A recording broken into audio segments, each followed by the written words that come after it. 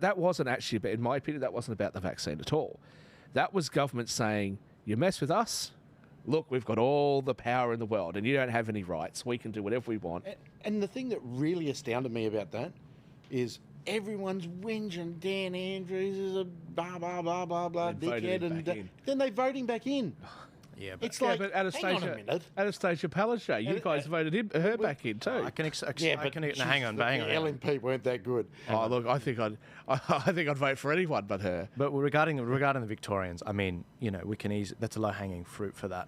When the voice came around, they clearly voted no. Yes, they did. Because there was a clear definition between the opposition and the actual proposition being put forward. And the problem was with the Victorian election, I have to say this because I don't want the Victorians to be demoralised. They're about to go into a local election right now.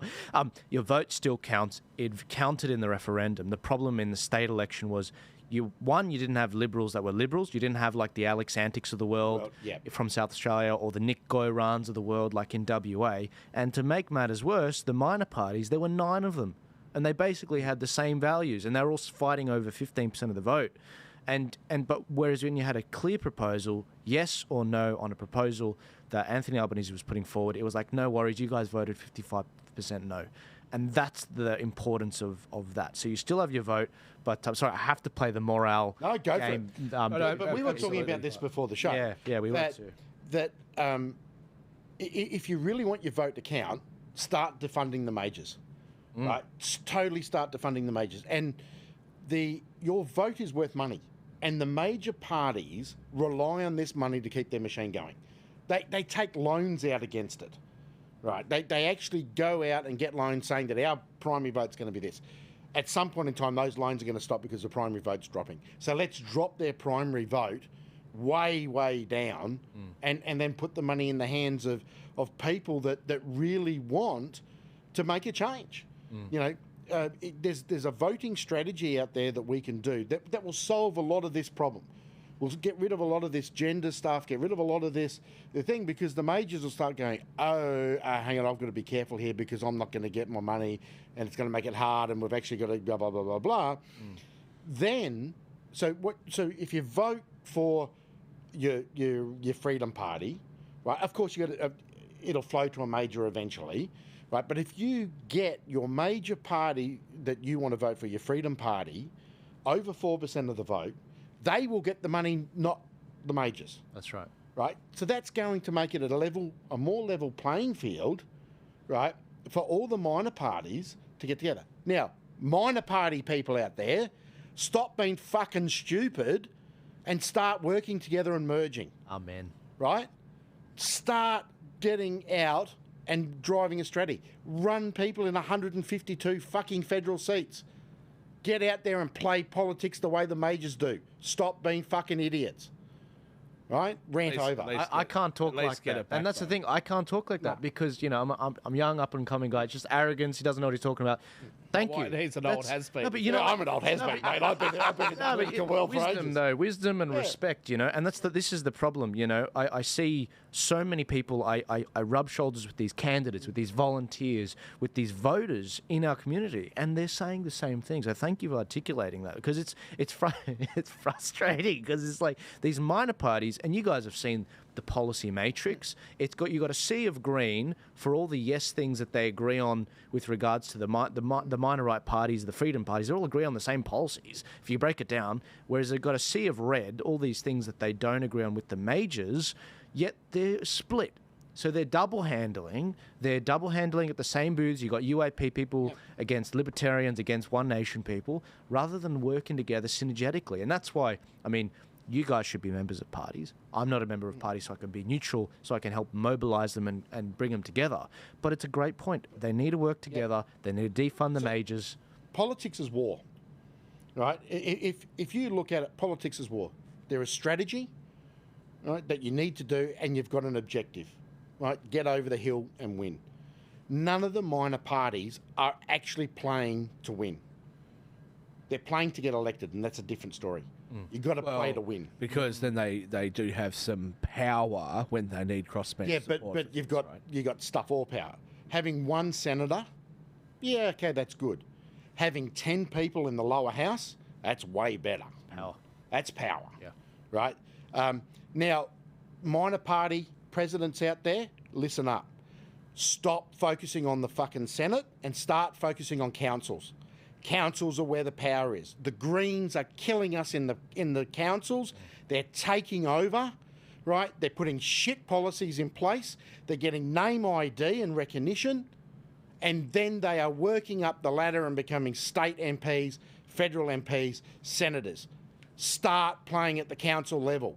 100%. And you know what? Playing at all levels. 100%. All And, levels. all levels. and the Libertarians, they've been doing that at a local level. They've gotten something like 9 to 15 elected in New South Wales. But I fear, though, when the Liberals get their shit together, and by fuck, they really fucked up this time, right? And everyone in the Liberal Party should resign immediately at the council, like the federal, the executive level, because that was just bullshit. yeah. The problem there is voters will go back to what they know. So what we need is actually don't resign in New South Wales. Stay there for the next council election and fuck that up as well, because then the Libertarians will be entrenched. The problem is at the next election, the Libertarians will lose again unless they really, really get their name IDs up. Exactly, and that means they need to learn from the Greens. They need to learn from, in the UK, and this is the approach. This is the gold standard from Mr. Nigel Farage, Mr. Brexit. He's the Trump of the UK. He just finished over the weekend his conference. This isn't a part of our topic for the day, but he was showing that, okay, we've signed up 80,000 members. In fact, on the day of the conference, he signed up another 2,000. 4,000 in 17 hours they signed up. It's nuts. It's the second most they've gotten. Yep. They have established 260 party branches, local groups that meet regularly, that have a proper structure.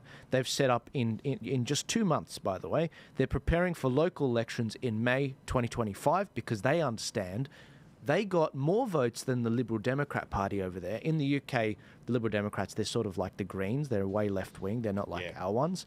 And the Liberal Democrats got less votes than Nigel's party. Nigel got 4 million votes and only 5 MPs elected.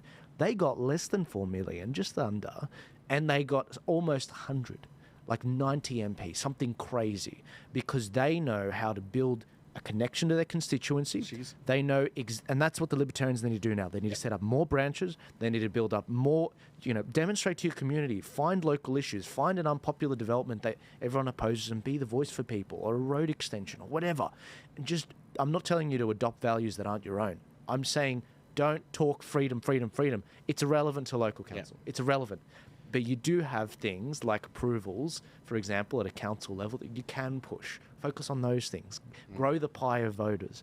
But look, I've got to get you back again soon to specifically talk on that when you launch, which we won't go into. We won't go into, yeah. But when you launch what you launch. But Nigel is setting the gold standard of this, and the major parties over there are shaking in their boots. Yeah. And that's what needs to happen here. Well, the quirks of the UK system, I think that was so unfair. The way that comes out, that they've got to fix that. But I will just say, I think I said this last time I was here, or I said it recently. One thing that I'll take away from that is that the world is not going as left as what I think many of us are worried about. Because you have a look at Australia, Albo got in with a third of the vote. You have a look at Keir Starmer. Okay, he was always going to win this. The Tories have been there for a long time, and they've absolutely screwed up and let a lot of people down. But the country didn't actually move that far to the left in that last election. And you'll notice that. So I think, again, I sort of come back to what is with the politicians, the political parties of our countries acting like they've got a mandate for things that they don't have a mandate for. Stop it. If you respect democracy, you respect the people that you're supposed to lead, stop it. And if you don't respect us, then get out. Yeah. Let somebody else go. It was like we've mentioned this on the show already, that we're supposed to be governed by the majority. Stop governing for the minority, right? This trying to ram through the voice, through the back door, through all sorts of other legislation and crap. Stop it. Yeah. Well, we didn't vote for it. What they're doing now, after a resounding no from every state, ignore ACT for a minute, every state and territory has said no, and now state Labor parties are out there going, oh, okay, well, we'll just do it at the state level. Is there a part of no you didn't understand? Yeah, I thought you believed in consent. Yeah. Well, but it's not just the Labor Party that behind treaty and truth and all that. It's the LNP. In Queensland, the LNP is saying that they're for truth. Here in New South Wales, they're for it. It's like, well, hang on a minute. It makes me homicidal. You know, the majors are two sides of the one coin, right? And Two cheeks cheeks at the same arse. time. Or two cheeks. But if you have a look at a coin has three sides, right? It doesn't have two, it has three. It has 1, 2, and then the edge, right? All of us that have a brain, right, and aren't fucking sheep and stupid, we sit on the edge, right? But the majority, all they see is the two sides, and they're identical. The matrix, the turning point that you guys have put out. Policy matrix, yeah. I'm sitting there in the thing looking at it going, holy fuck, I knew it was close. So how close they are. I think there's one thing between the Liberals and Labor. I was horrified like, when I holy first... fucking shit, that's not the party that I grew up in. When Joel started showing me some of this stuff, I was horrified. But even if you go back to the great Labor leaders of the past, right, like Bob Hawke, for example. Okay, I was a bit young when he was the Prime Minister, but okay, he has a good legacy. Now, you may not agree with everything he did. I know that people don't agree with some of the things that Gough Whitlam did. I don't think he should have been sacked, but it's a whole different story. But have a look at what he did when he wanted to change our anthem, right? And I'm so glad he did, because I think that it's offensive that the God Save the Queen, or now the King. That's not a national anthem. That's a prayer for one person. But I'll leave my republicanism aside for a minute. What did Bob Hawke do? He didn't just, I'll just sign it into the... They had a plebiscite or referendum. Yep, they took it to the people. Gave it to the people. So all this trans stuff, you want to have the national curriculum. During the plebiscite on gay marriage, a lot of these issues were brought up and everybody was silenced. No, we're only talking about marriage. We're only talking about marriage. We're not talking about changes to the school system. We're not talking about changes to religious blah, blah. And then what do? Bang, they passed it immediately. It was the second thing they passed in Parliament that day, would change the school system from memory, right? So if you're going to do that, if you want to have it taught in schools that gender doesn't exist and you can change them and all that sort of stuff, have the decency to ask Australians first. Have a referendum on it first. If you think that Australians actually secretly support the massive increase in migration to this country, ask them, right? Mm-hmm. Like Switzerland does, with a more direct democracy. Yeah. One thing I'd love to actually see is when you go to vote, and you actually have the policies, so you can say yes or no to each. Same as like they do in the US. You vote on article, great. Whatever it is. There's like 10 of them, 10 different direct democracy sort of, Yeah. I feel like we need to start maybe asking for, especially because, okay, I'm a republic. I think that we will become a republic at some point. But of course prior to that happening, I think we, the people, need to start demanding reform to the political process so that what the people want is actually respected by the politicians. Yeah. Citizen-initiated referendums, if you guys want the official term. I think it's great. I think we should do that. Recall elections. Yeah, I think we should have the ability to do a recall election. Albo would be gone, and this comment will be censored for future... Oh mate, I'm gone. I'm gone. Podcast is gone. You're going to find me. They're going to grab me, lock me up, and they'll put me on a small island in the middle of the Atlantic or something. Get rid of him off the air. Yeah. Because what we need is the people to take back control. But our current government structure doesn't allow it. Right. Our politicians really don't listen. Yeah. Like they say they listen, but they don't. They're doing it to get re-elected. Like there's how many politicians would be in Parliament, and I haven't done the numbers for a while, that they're on what, a $250,000 a year gig, 250 with all the 300. Or 300. Yeah, depending on the amount of committees. And committees and stuff they're on. 400. Yeah. But if they were to go back into into private life, they'd be on what, 70 grand a year. No one would give a shit that they existed. Useless. They'd probably be the ones living in the tents. Just to clarify, when they do go back into private life, right, they end up in high-paying jobs. But why? Because of their political contacts. True. Right? True. So they it's not milk the about system. exactly. It's not about raw talent. That's right. Not at all. Scott Morrison for his acumen in the defence industry. Yeah. You know, he gets set up with an organisation, a company that he set up with AUKUS. I mean, Well, Christopher like you can at Pine least is hide working. it. You know. Christopher Pine went to the thing, and good old defence, and good old Bob Carr. Again, correct me if I'm wrong here, right? But didn't he end up on a $500,000 a year job working for the same company that built the M5? Yeah, yeah. I was in high school they when all that end up happened. with directorships. Oh, just he was getting something like $50,000 a month, and all he had to do was go to one meeting every month, like 12 meetings a year, and he actually missed a few, but he was still getting his $50,000 a month. Some Hunter Biden stuff right there. Oh, yeah. Can I mention? To be fair to Hunter, at least he got himself many millions of dollars. I mean, he did well. Yeah. He did well. But that's the other problem is, right, we talk about how corrupt the system is. Our politicians do it for a $4,000 electoral donation. So right? cheap. And we're way too cheap. At least in the US, they're doing it for $1 billion book deal or something. Right? Land of opportunity. Our guys are just, you're too cheap. Right. Yeah, they definitely sell themselves short. Sure. Guys, we mentioned the policy matrix a few times. I just wanted to briefly bring it up. If you could blow that up even bigger, because it's very detailed. We do these every election. Rami, if you could make it full size. It actually goes through 7 different categories, generally speaking: ethics, environment, and climate change, public health and well-being, education, economics, and reviving the economy, democracy. This is one we did for the New South Wales election. And when I say a sea of green, so we state the questions in a way that we agree with. So whoever says yes is generally in agree with me, with Turning Point Australia, with our principles as conservative, Christian, libertarian, as an entity. So you can see with those 4 freedom parties that ran, there's a sea of agreement. And that's where Stephen was rightly pointing out they ought to be together. But interestingly, it shows you that the Liberals are just another butt cheek on the same butt. And they're basically identical to Labor, except for maybe 2 policies. And that's the problem. That's why we do what we do, so that you guys have information in your hands. And when you scan that QR code at the election, which we will do for the federal election and the Queensland election coming up, it actually tells you who to vote for in your area that actually are of those values and are from those freedom parties and are people of conviction. And by the way, there are some good Liberals, of course, people like Antic and Rennick that were kicked out. But the point is, we take a scalpel to this issue. We try to solve that. We try to give you more information and transparency in the political process. So that was what we're referring to. Yeah, that is a fantastic thing. And people should be studying that sort of stuff all the time, because it opens your eyes. Right? We all tend to know that the majors are pretty much similar.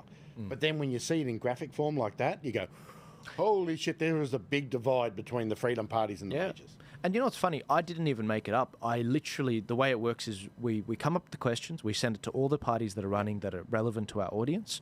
They send us the answers back. We cross-check it with their track record and manifesto, and then we put it in an easy form for people to see, and that's, it's very effective. Because one of the things that really annoys me with a lot of our current politicians and senators of the major parties is they're all big talkers when they're on Sky News or on the ABC or wherever, but their voting record is 100% different.